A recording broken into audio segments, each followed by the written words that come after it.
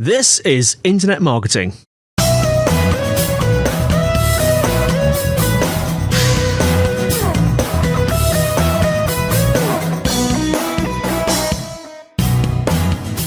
Brought to you by Site Visibility at sitevisibility.co.uk. This is Internet Marketing. Before we start today, we'd like to encourage anyone looking for help with their digital marketing to get in touch with Site Visibility.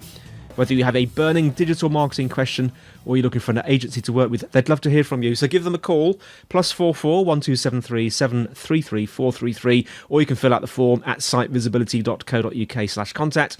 Or you can speak to either Scott or Sean via the live chat function on the site. They'd be more than happy to help. Now, today I am joined by Aleyda Solis, International SEO consultant and founder at Orainti. How are you doing, Aleyda? Very good, very good. Thank you very much. Thank you very much for the opportunity to be able to be here today. It was a pleasure. Quite nice. And did I pronounce the name of your company correctly? So is it Orainti or Orainti? Orainti. Orainti. So I did. But no problem at all. I can completely understand if you cannot pronounce it well. Don't worry. It's okay. That's okay. And you're in Santander in Spain, aren't you? Indeed. I work remotely. All my clients are from all over. Yeah. So it doesn't really matter where I am. So yeah, I am based in the north of Spain, which is quite nice because it's a small city. We have the sea, we have the mountains. The only problem is that I travel a lot, of course, and so it takes a little bit longer for me to go to places because there is a small airport here only. Santander sounds like a good place to start a bank, actually. It was the bank, and this is funny, right? Whenever I go, especially in the UK, like when they ask me like, where do you actually live, right? Like, and I'm like, oh, I don't live in Madrid anymore because I was living in Madrid until 2 years ago. Yeah. And I say I live here now, and it is like, oh, that is like the bank, but it's the other way around. It's like the bank is called as the city because he was born here, actually. Yeah, it's funny. So you don't live in a bank then? You live in a place called Santander? Sadly, no. That would be fun. I have to say, it would be in the bank's vault, please, with all the gold and everything there, all the Bitcoin or something stored there somehow. I don't know. Yeah, so you're a remote working SEO consultant that works in the vault of Santander. Anyway, less silliness. Just remind our listeners who you are, because you've been on the show, well, once with me, and we had a recording of you at Brighton SEO about 5 years ago, probably 8 years ago now. Yeah. But tell us a bit about yourself. Yeah, well, I am an international SEO consultant, and I have a boutique SEO consultancy in which we are a small team of SEOs completely focusing on mostly strategical SEO advice that somehow, sometimes and mostly because these are bigger brands, right? Like integrates technical SEO, international SEO, mobile SEO, structural content SEO, right? So in most of times, this work has to do on how to identify opportunities in specific markets and grow the relevance and visibility and ultimate traffic and ROI for whether B2B or B2C clients. In many occasions, many of my clients, even if they are based in Europe and in the US, they are targeting different type of European markets and also Latin American markets in many occasions. Actually, like the weirdest type of setting that I have right now with a client is that there's a Japanese client. The company is actually based in Japan, but they wanted to target the Hong Kong audience, the Hong Kong market in English, the English-speaking audience in Hong Kong, and then the US. So that is, for me, is like pretty exotic, like the ultimate edge case of what it can be. Very international SEO oriented indeed. Yeah. Well, I want to come on to international SEO in a bit, but I last interviewed you. I think it was November 2015, which was about 3 years ago. We were just generally talking about you and what you do, and a little bit about international, sort of SEO from an international standpoint, which is one of your specialities. And we'll come on to that. I wanted to specifically talk, because I know you have a lot of knowledge and expertise in mobile SEO. So what's been happening in mobile since then? Yes, so a lot. Oh my God. I remember, this is the thing, right? I remember starting doing mobile SEO, especially for certain markets in developing countries where mobile was the only way for the population to access the web, the internet, right? And so the share of traffic coming from mobile and activity coming from mobile was far higher than the one that we could see at that point in Europe, right? Like that has completely changed now. Like now everybody is pretty much on mobile. Google already confirmed a couple of years ago that they were seeing now more queries coming from mobile devices in general, right? And ultimately, it was at the beginning of this year that Google already confirmed that they were already switching little by little websites to a mobile first index, meaning that the content that they will now take into consideration to assess, to rank, is the content that we have in our mobile version, right?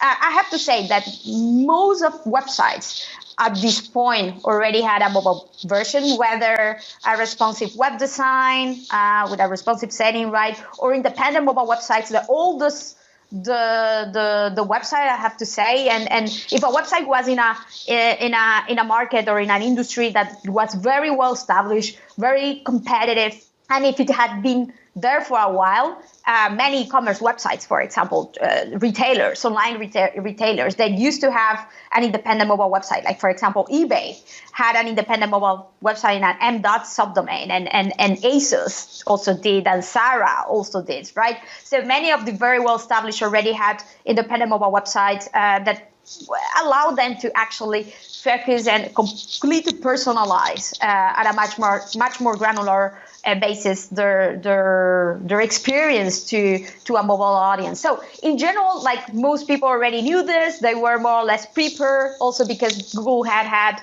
a mobile update also a year or even a little bit more before that, in which they will also validating if you had a mobile configuration, a mobile version too. So in any case, people were already more or less ready. But the problem is that they thought that they were ready because they had a mobile version. But ultimately, it was not like if you had a mobile version. But if this mobile version was effectively and correctly configured to allow the crawler to actually see all of your content, if you actually were featuring all of your content there, if this content was good enough, or if you were eliminating, truncating part of the content to make your mobile version to load quickly, or to be a little bit more optimized from a usability perspective, but you were eliminating, let's say, structured data from it, things like that, and that the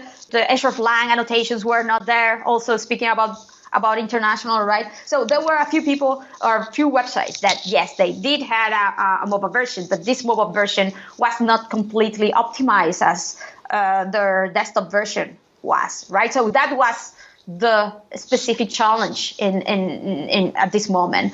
And in many occasions, I have had to revise with my own clients, right? Revise again all of the configuration, their standpoint towards how they were featuring their content, their information, to fulfill not only the user intent, but also to make sure that they comply with crawlability, indexability principles in the mobile versions. I had also a couple of clients that they were using like a web app version that was using mostly JavaScript to load content for scrolling, for example. And we had to change a little bit of the approach that they were taking to make sure that this content was completely accessible to the crawlers, etc., right? So it was mostly not about only having a mobile version, but a mobile version that was actually accessible, crawlable, indexable, and ultimately also relevant for search. So you've had quite a lot of experience, helping clients, get their websites fully mobile. What would you say is the most common mistake you've seen that clients made? Like in the latest times, I have to say, because one of the other big changes that we have had in mobile lately is AMP, accelerated mobile pages, right? That is this technology that Google came up with. in order to provide the option to big websites, especially a media website. News. It all started with news websites to generate a faster mobile version of their website, because they were seeing that they were using so much scripts, so much extensions, the plugins, whatever, that ultimately these mobile versions especially were super slow. So they came up with accelerated mobile pages, and Google made the use of this technology of AMP as a requirement to be included in the news carousel, right? So at the end of the day, all of the news media sites, blogs, even they ended up doing it because they had to, because they really wanted to have this type of extra visibility and to be included in the news carousel. So most of the issues that I have seen lately are not necessarily even tied to mobile first index, but about how some websites implemented or had been implementing AMP in order to be able to leverage and to make the most out of this opportunity, especially informational websites, and then having to deal with that and also the complexity of mobile first, right? And in many occasions, this meant that they started generating an AMP version of their site, or non-canonical AMP version of their site, in order to be included in the carousel. But they just did it because they wanted to be there, and they comply with the minimum to say, like, just the minimum. But then, for example, you go to these pages, and these pages don't even have a proper navigation. These pages don't really replicate the functionality that they had in the original mobile versions. So at the end of the day, they are really providing a less than ideal mobile experience to their user. They wonder, and I have had a couple of clients wondering and coming to me, it's like, Aleyda, I want you to take a look not only at our mobile configuration, but also because we released AMP 6 months ago, and yes, we are getting much more traffic and visibility from it, but the engagement of the user and the conversion of the user from these pages is so bad, is the worst, right? And I go and take a look at these pages, and typical thing is that they don't have a navigation menu. That's the typical hamburger menu on mobile is non-existent there. And then there's no way for users to add comments or to interact, and all of these functionalities, or to log in even. But all of these functionalities have been eliminated or not even included because they just wanted to be there in the carousel. They didn't care about, they didn't thought about this additional functionalities, unfortunately, right? So most of the issues that I have seen nowadays is about this type of configurations with AMP and how resources are allocated to make sure that these pages really are optimized, not only to comply with the basics, with the basic requirements that Google asks, but actually are meant to be usable and provide a good user experience for visitors to actually engage with them and achieve the ultimate conversions that the website is meant to offer, right? Yeah. Right, I want to talk about briefly international SEO, because I know that's your main speciality. A couple of things I wanted to specifically talk about in terms of things that have been happening recently is hreflang annotations, get that right, and geolocation issues. Let's talk about hreflang first. Yeah, I have to say something, like Hreflang have been there already for a while, right? But I have seen that, like, in the latest probably couple of years and even months, there is more and more people, it seems, that they have actually started using it much more often to tag, to specify what is the target, the country and language target of each piece, of each URL, of each page of an international website or websites targeting different audiences internationally, multilingual, multi-country, right? So I have seen, like, in the latest months, that this is a hot topic again somehow, right? Like, I have an Hreflang generator, which is a free tool that will generate the tags that you need to include, whether in the HTML, in the head section of the HTML, or to generate the XML sitemap to use as a pattern.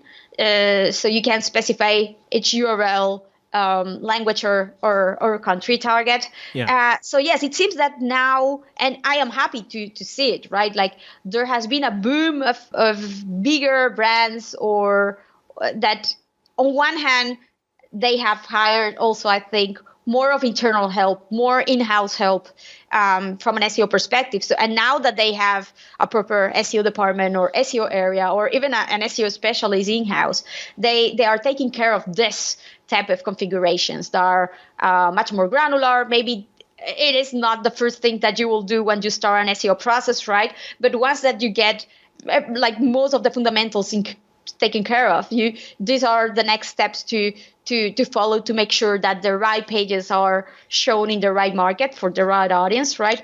And I have seen that coming much more often, not only my way or as requests of SEO consulting, but also in the industry, in the community, in the markets. I get questions like, I don't know, like a couple of times per month by email asking me about, this is the right way of Hreflang. Like, and I know that Google a few months ago, they updated their international SEO documentation, specifying a much more granular way also how you should implement this, what is the role that Hreflang plays, how are all of the signals taken into consideration for international targeting too. So that is great because it really helps to have all of this better documented, of course. Yeah. But indeed, like there's still, I think, a way to go. And for example, there had been a conversation going on in Twitter around the necessity of ideally have, for example, a way to specify regions, right? This is the typical challenge of an international SEO, right? Like that sometimes, unfortunately, websites are not configured by default as you wish, ideally, right? Like they come how like they are, or they have been established, the targeting many years ago. Like even with systems or platforms that don't allow to do much change, right? So for example, in my case, right, like I see many websites having a regional targets, like they want to target the EU, Europe, right, as a whole. Like understandably and realistically, this is not the best way to target an audience. You target an audience whether per country or whether by language. Yeah. But realistically, this is how many websites are configured, right? Like, I want to target all Europe in English. Like, and then my first thinking is like, well, okay, like maybe only the British and the Irish will be the ones searching in English by default, right? Like Spanish or French or Germans, they will search in their own language, or Italians, they will search in their own language, not in English. But this is how it is configured in many websites. So we need to find a way to specify that easily. And right now, for example, with Hreflang, there's no way to specify regions, for example. So we need to specify country by country and assign the same URL again and again, for example, for to target many of this countries. So like there has been these conversations of ideally and requests to Google, right? Like, could you please also support this, etc. Let's see, because I believe that there are many type of mechanisms and configurations that you could ideally support, but unfortunately, still, right, even if there has been a boom going on lately, international is still quite a niche type of thing, right? Yeah. And I can completely understand how Google will put their resources, much more resources in other areas, like for example, in technical SEO, like supporting or giving resources and tools regarding JavaScript rendering that is affecting many more websites due to the popularizations of JavaScript frameworks to develop websites, instead of international SEO that understandably is only big, huge websites that have this type of problem. Well, come on. You just mentioned actually about JavaScript frameworks. I want to come on to those in a second, but just before we do, just coming back to the Hreflang thing, are you confident Google's going to tackle that one eventually? What are your thoughts? Well, no, I don't think so, actually, because in the latest conversations that we have had about this topic with John Mueller, well, he's open and he has mentioned many times that this Hreflang annotations and the configuration, how it's set and how it's meant to be configured, is one of the things that generates many questions in the SEO industry, and concerns, and also like doubts in general, right? And how it should be properly configured and implemented. And it's because it takes a little bit of a work to implement it again and again. But when many of us in SEO, from the SEO community mention about supporting regions, he had mentioned that he doesn't think that this is going to happen, because again, it's an edge case. It's not the ideal scenario to have, and I can understand that. Definitely having regions is not the ideal. So it's like, if they support this type of configuration, they might be even endorsing it in a way. I understand that is something that he's afraid of and doesn't want to do. But yes, I am also concerned that we don't have a very good way to specify that right now in a straightforward way with Hreflang, unfortunately. Yeah, well, good old Hreflang. Let's move on to technical, because you just mentioned it now. You mentioned these various JavaScript frameworks, Angular, React, for example. JavaScript, it's a whole topic in its own right. There's been so much happening in the last few years. But why have these become important of late? Yeah. Well, there are all these frameworks right now that provide by default many features and facilitate in general the development of websites, right? So they have become sort of, for newer websites, most of the norm to use, especially for startups, right? But many of these websites, indeed, they rely too much on JavaScript to show the actual meaningful content, the main content of your pages.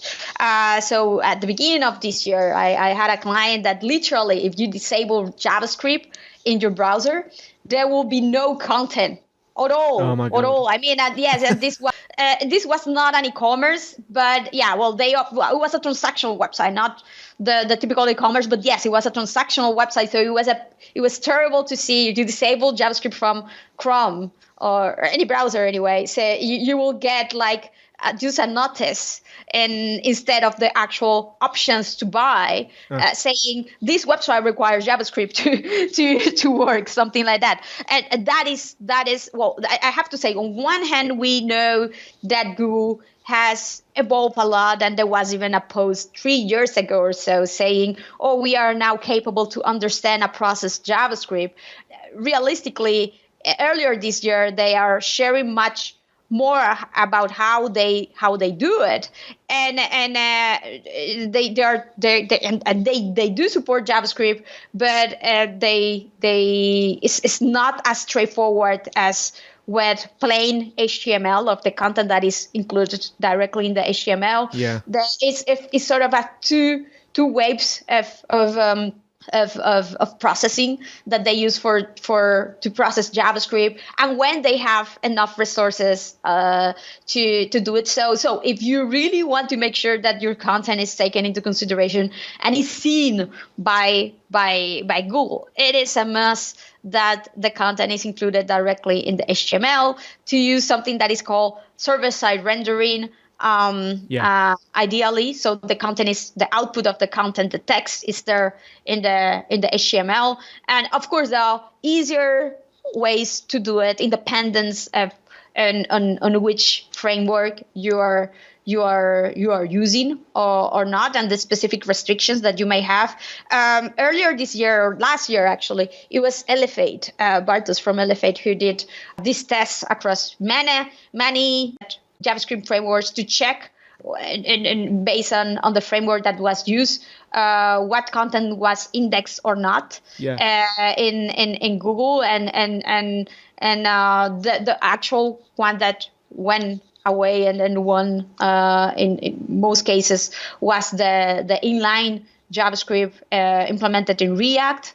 But of course, again, it's important to say that this is changing a lot. So that was a few months ago, and it's important that if you have, for example, if you're in SEO, you're doing SEO, and you there's a client that come up to you that is using any JavaScript framework, that you check actually the rendering with Chrome 4041, that is the web rendering service that Google is using at this moment, and validate for yourself specifically and see if the content is actually being rendered as it should effectively, all the main content, and if not, to work with the development team to optimize and make sure that is the output of the information of the text is effectively rendered in the HTML. Otherwise, it will be completely overlooked. And this is something that, again, I understand how this is like an outcome, I will say, of the importance of a case of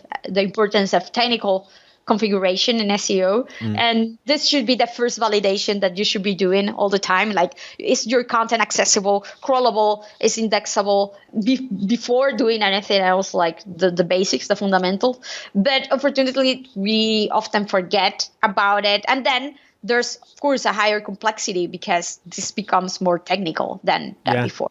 I think that, because I can speak as a software developer, and I do think that there is this problem where there's a massive disconnect between the geeks like me, the nerds, the technical people, and the marketing people. And us nerds, we get terribly excited when a new technology comes along. I remember being immensely excited, 4 or 5 years ago, when SPAs, this notion of a single page application, came along, and these various JavaScript frameworks.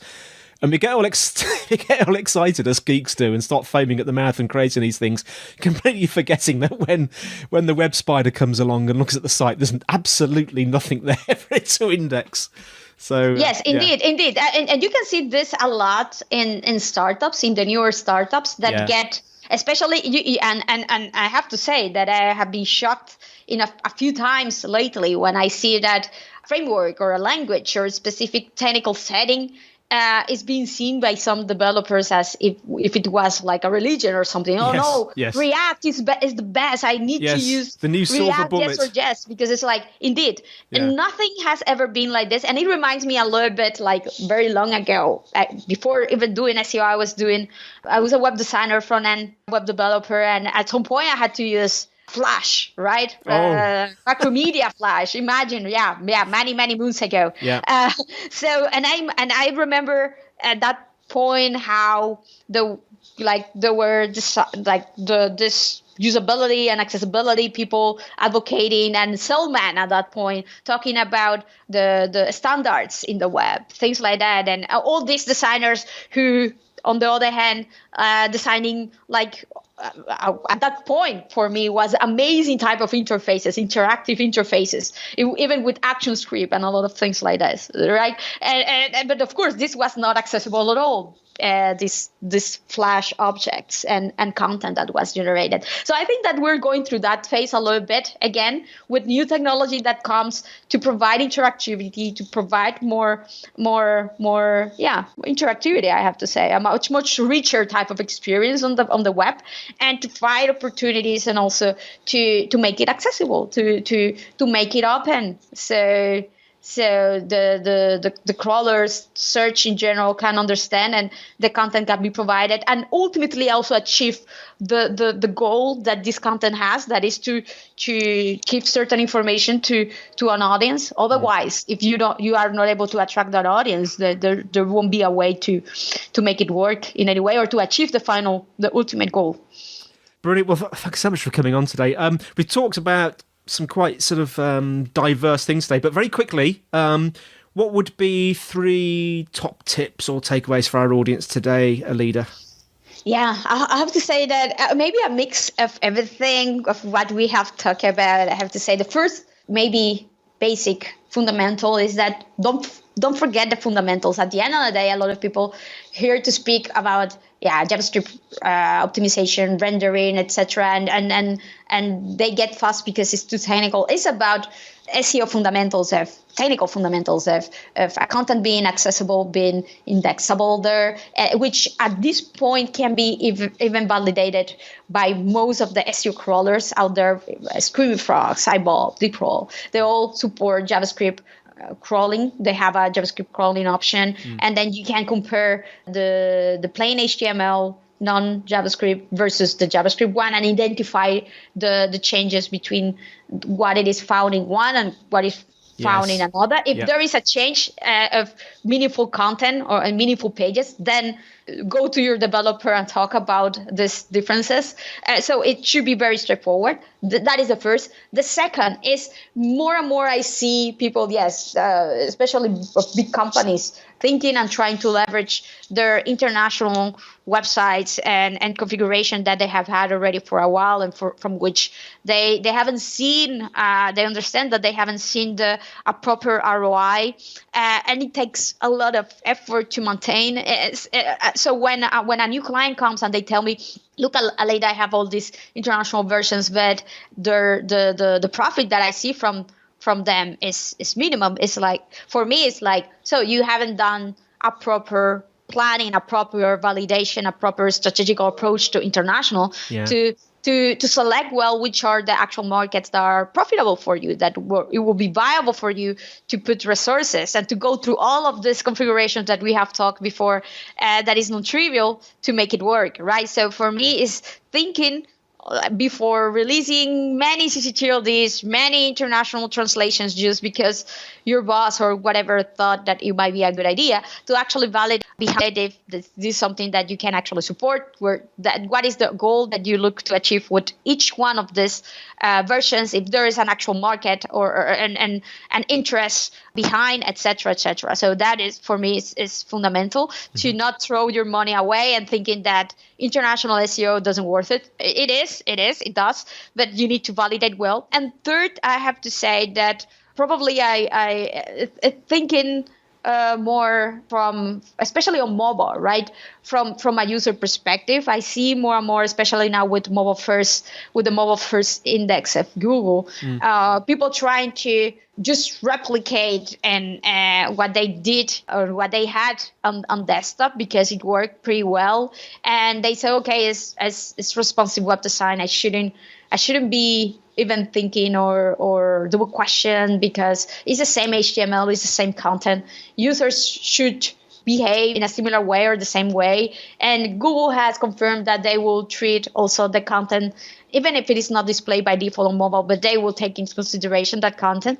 But I have to say, like, there might be a lot of difference in the way that your mobile audience interact with content and look for content on the mobile devices versus the desktop one. So responsive web design is not necessarily a bulletproof approach. So I will say validate, verify, analyze, research if your specific audience behave really in the same way or in a different way. And if you could, and if you have the opportunity to personalize the experience and to generate and to feature different type of content or more content or the same content, but in a different way, in a different with a different organization to fulfill better that type of experience. Because indeed, it's not that websites don't have a mobile version. They do at this point, but it's not necessarily a mobile version that actually fulfills the user intent and that maximize the experience and the conversions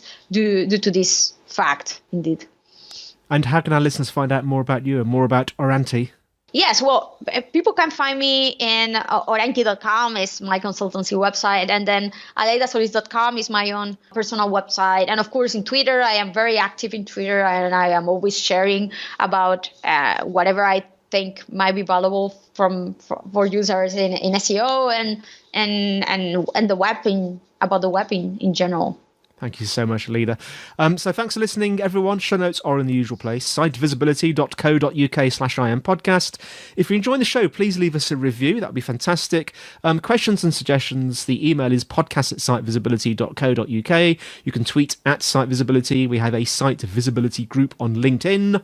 That's all from me, and it's all from Aleyda. Thank you very much for the opportunity again. I've had a great time. It has been quite a nice conversation covering a few topics. Very looking forward to hear any comments, any feedback. I'll be happy to answer for sure. Thank you very much, Aleyda, and we'll see you next time on Internet Marketing.